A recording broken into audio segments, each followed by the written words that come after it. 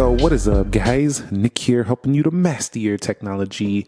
Shoutouts to Nothing for sending the 2A Plus out today. Full transparency, the Nothing Phone 2A Plus was sent out for review by the company. However, everything I am going to say in this video is not paid for. It's all my opinion.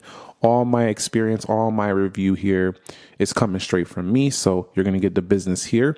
If we go inside of the box, you can see what we unveil here. So the Plus, we had a 2A earlier this year and it did very well on the channel. You guys seem to be very interested in that. And here is the Nothing Phone 2A Plus box right here, all new.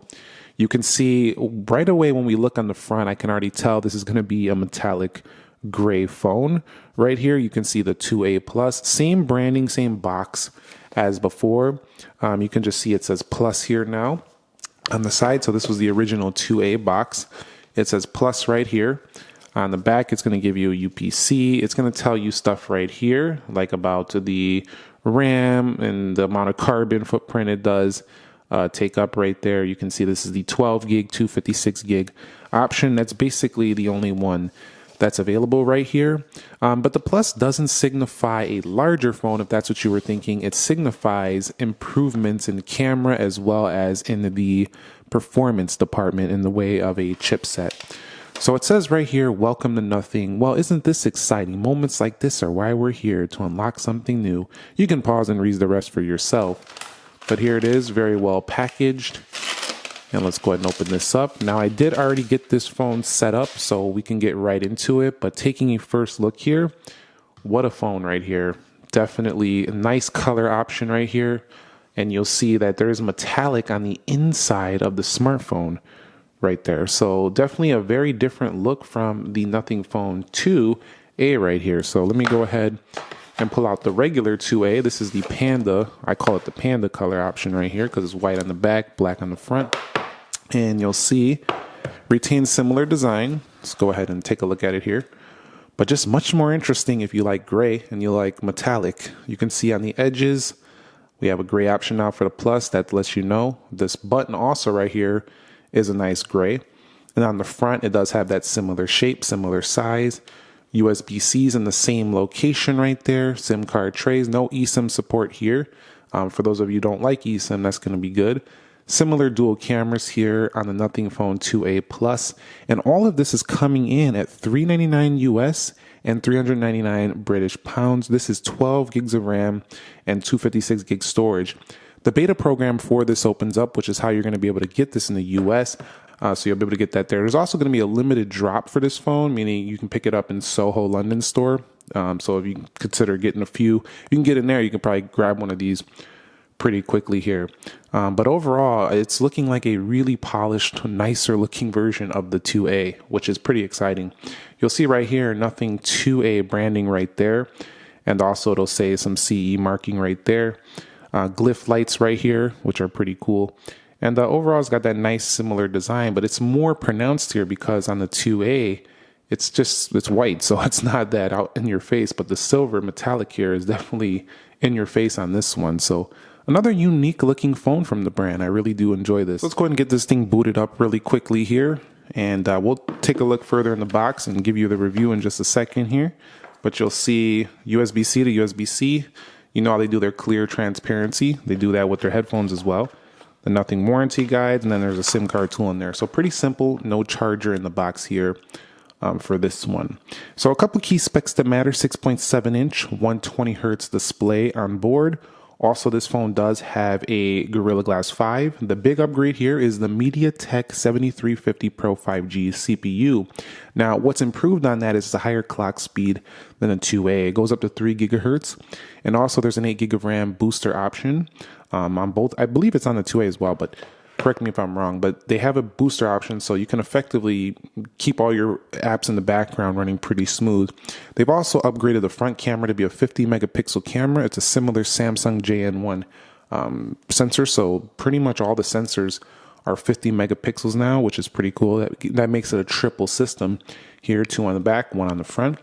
5,000 milliamp hour battery on board, and also Android 14 out of the box with Nothing OS 2.6 on board. You can also get Nothing Phone OS 2.6 on the other Nothing phones, but comes right out of the box right here. All right, so let's talk about the build and ergonomics of this phone. We're now in the device right here. As you can see, the glyph interface, nice minimalist design here. The phone has plastic back here, and it does have, I think it has aluminum in the mid frame, but it's kind of like a plastic feel around the edges, but still feels solid. It feels like if you drop it, you're not going to bust it up or nothing like that. It gives it a nice durable feel, but definitely has it feels its price range. It doesn't feel like a $1,000 phone, but that's not what you're buying here. It feels nice for the price. That's the best way I could put it here. It's pretty light for its size, actually surprisingly light for its size. You wouldn't expect the phone at 6.7 inches to feel this light. So definitely it's easy to carry around and stuff like that. And because this phone doesn't have like a really super like crazy high-end design in terms of the materials, I don't feel like I even want to put a case on this thing. So I'll rock this phone without a case all day. I really actually quite like that. There's IP54 rating, so you're not getting the IP68 of flagship phones, but again, think about the price. At least it has an IP rating. Happy with that. And ergonomically, the curved corners make this phone feel pretty nice and smooth, just like the Nothing Phone 2A. Also, there's something to note about the specs on this phone that I didn't mention. On the display, we do have a 2160 PWM frequency. So when you are using this panel in terms of, the terms of the PWM, it's not going to give you a headache or anything like that. So that's a really good thing to note about this phone. All right, so in display settings, you'll see we have different brightness levels, adaptive brightness. Let me turn that off actually for the video. You'll see different color options here. All this stuff is pretty standard. In terms of what comes here, HDR display, dynamic refresh options. It'll tell you if you want to put it in high, dynamic, standard. It'll variable rates so you can save battery and stuff like that. But again, having that higher PWM frequency is really nice to avoid things like headaches and nausea and stuff like that. So if you're sensitive to OLED displays, this is one you might be able to deal with and be pretty actually quite happy with it. You'll also notice that with this build, the overall bezels are just not that thick. Some of the phones in this price range have super thick bezels, but these are not, well, they're not like flagship thin. They're still not bad. They don't really bother me whatsoever. The punch hole is right there, and it also doesn't bother me too much either. The overall phone is just a very minimal and clean aesthetic. But again, if they want to improve it, they could make the bezels thinner.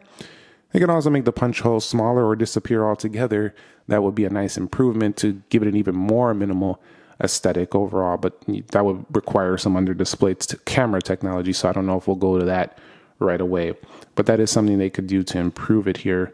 Overall, though, the ergonomics build, it's a very clean, minimal, standard feeling, but also nice looking phone. Like, it just looks nice overall. Let me know your thoughts on it down below. All right, so let's cover the display here.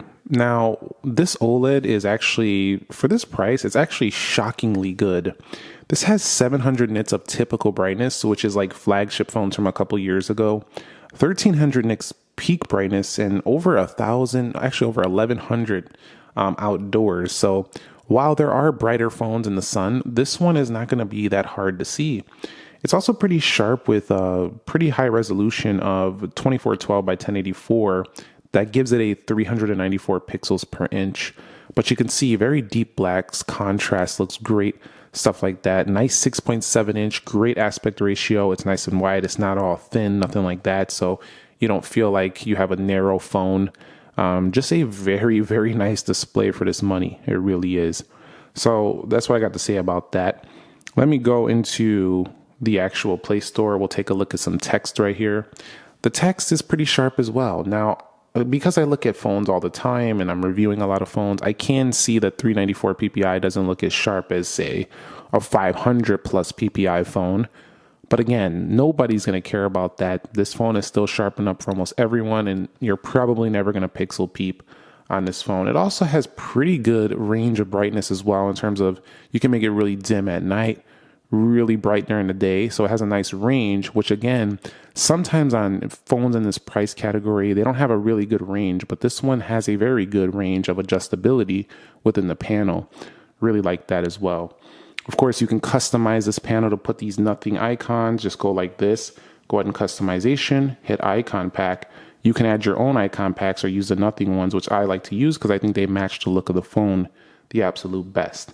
Of course, this panel also gives you dark mode on board through the settings right here. We'll hit dark mode and an extra dim mode, which is enabled through Android. When you go into dark mode here, you'll see we do get ourselves nice looking dark icons from the Nothing icons, and definitely this is really easy and simple on the eye at night.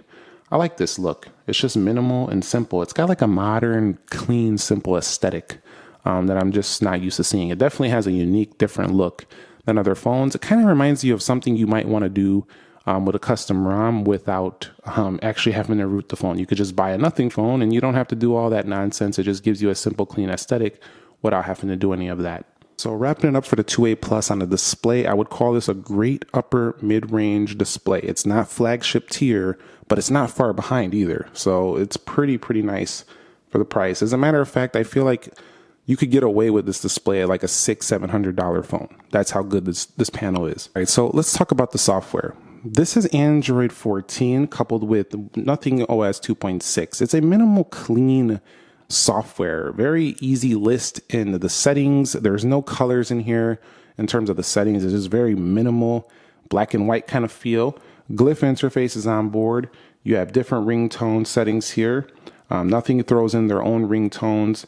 As well, you can do your own composers and stuff like that. Like you can compose your own ringtone, just hit record, tap these and find the ones you want to do. And you can kind of just mess around with the lights like that. That's pretty cool. Again, this being the 2A line, they have more lights on the flagship version too. So keep that in mind. You're not getting as many, but still pretty cool and definitely noticeable. When you plug this in the charge, that glyph light also will pop up and stuff like that. People call you, it will pop up if you have it turned on. You can flip to glyph right there. So they have their little take that they added here. It's pretty cool, honestly. It's definitely a different feel. It's been out for a little while, so as time goes on, it's just going to become a feature of the Nothing phone we're used to, but it's still kind of unique at this point. Other than that, the customization here, they give you some wallpapers in here, even an AI studio. Nothing throws in some clean wallpapers right there. You can also make AI wallpapers, which is pretty cool. They've added an AI-based news widget right here, and also ChatGPT works well on this phone as well, so there's no problems with ChatGPT, anything like that.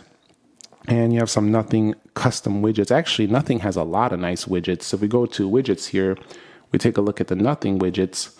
There's a ton of them in there. There's 29 different widgets I have installed that are purely from Nothing. So pretty nice customization options there. You can see all of them right there. Tons of different Nothing-based widgets on this phone. So I really like that they're putting that in there. It gives it its own feel, something you're not going to be able to get on another Android phone. Overall, this is getting 3 years of software updates. That's major. 4 years of security, and smooth, nice to use, easy to use, like a vanilla version of Android with Nothing's take on it. That's my final conclusion to this. Very nice and in line. Everything is clean and simple here, and it's very in line with the other phones. So everything is staying in the portfolio, staying nice, and it links up very well. Nothing looks out of place. The CMF Phone 1, the 2A, the 2A Plus now, the 2, they all have similar software. They all work well together, even with the accessories as well. So pretty nice here. Now, after using it, I will say that the glyph experience I don't think separates Nothing too much unless you actually use it. I think it's a nice party trick. But personally, I think what really separates this phone is how polished it feels for the price and how unique and different it feels. Not saying to get rid of it. I love the glyph lights. I'm just saying that this hasn't been the separating factor for me. I think the value is really found in how well it performs, the polish, the feel, the nice display, the minimal aesthetic in the software. That's what really, I think sells it for me here for the Nothing Phone 2A Plus. Let's get on to the performance here because this is what we care about. I will be doing a speed test with the Nothing Phone 2A Plus soon. But I can tell you exactly what I've experienced because I own the Nothing Phone 2A as well. What this is a better performing 2A. We're done. That's pretty much what it is. We have a higher clock speed in the chipset, which means that it'll fly through apps a little better. It will hold those apps. It will lag less. There is a couple instances of stutter and lag here on the 2A that It's not really that often, but when it does happen, it's a little noticeable. It sometimes takes a while to boot on. This one turns on faster. It scrolls through the apps about the same, but it opens up the apps a little snappier, and it has less stutter from time to time. So overall, I like the direction they're going, bumping up the performance at the same price. So keep this in mind. If you skip the 2A, but you've been eyeing the 2A, now you have one that can perform better, not only in games. It has a much higher Antutu score of almost 100,000. It's actually like 70,000 points better than the 2A on Antutu. I did find it performed better in 3D Mark and Geekbench as well. So it runs beautifully, near flagship level, but sometimes there is an occasional jitter or stutter on this one as well, but it's just not as often as the 2A. So this thing runs beautifully, beautifully efficient, beautifully fast, and this really makes it, stand out in this area of phones, because some phones in this price range, I'm talking about like Galaxy A series, for example, they don't even come close to how nice this runs. I would pit this against a flagship in a speed test. That's how nice I think this runs.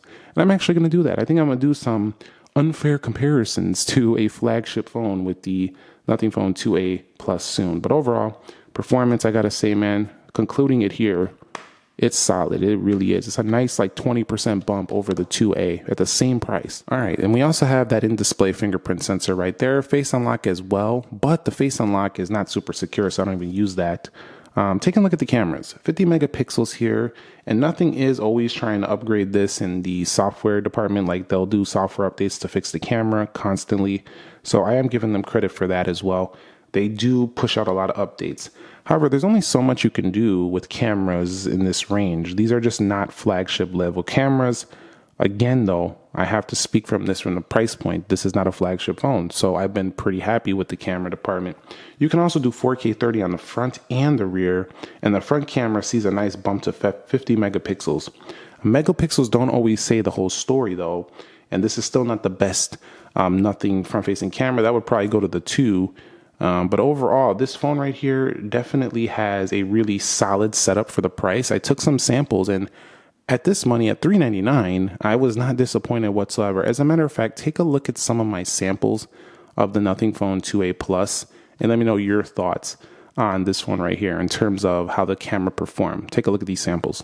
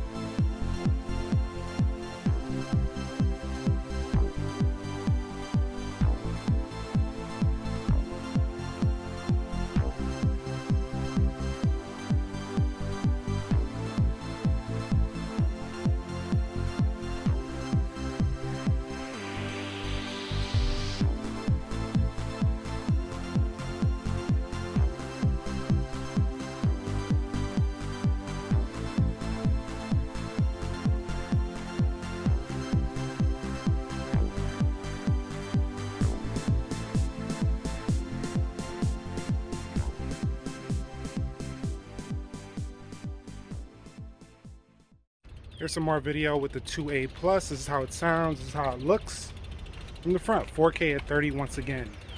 Let me know your thoughts down below. So here's some more video with the 2A Plus, 4K 30, the highest quality capable from this smartphone. I'm going to do a quick pan right there. See how the stabilization is, EIS on board. That's how it's going to look, and this is how it's going to sound as well. No mics attached. Yeah, the video was pretty good. The one thing I wish they would put on here already is 4K 60. I just think they could do that already on this phone. Let's get 4K 60 in the next one. And they could probably add a few more features here in camera settings because it's pretty bare bones. Could add a little more value to the product right here. But overall, I do find its camera, it was pretty solid. Even definitely outdoors. At nighttime, it falls apart a little bit. And indoors, it doesn't look as good as it could compared to like the outdoor photos. But That's like with every phone, so that's kind of a general statement. Moving on the battery here, though, on the Nothing Phone 2A Plus, this is another area where it shines.